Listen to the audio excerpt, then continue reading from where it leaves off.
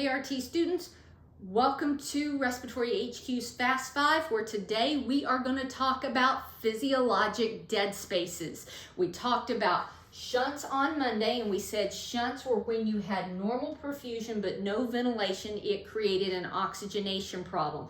Well, a physiologic dead space, we are still talking about the alveoli and the pulmonary capillary bed. Okay, so when we talked, we were saying when air goes in and out, we call that ventilation. We're going to put a V there. And when blood flows adjacent to the alveoli, blood moving through the capillary bed, we term that perfusion. So ventilation to perfusion is what we're talking about.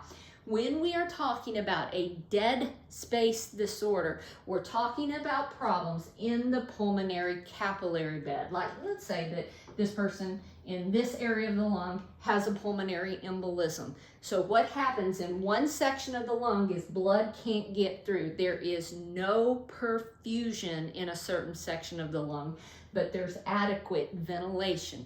That is a physiologic dead space. Now, physiologic dead space, these typically have ventilation issues.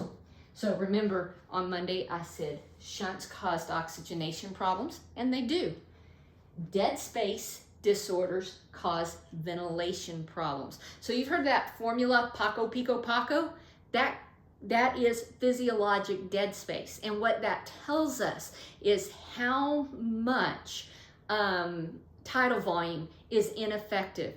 And part of that inefficiency can have to do with something being wrong in the pulmonary capillary bed, like a pulmonary embolism.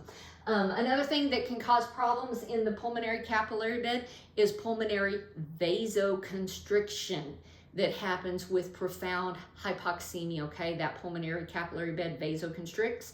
That's still a dead space disorder because it's a problem with perfusion and not ventilation, okay? So dead spaces, a true dead space, a true physiologic dead space disorder is when you have less perfusion or no perfusion and normal ventilation. Hope this helps. See you soon.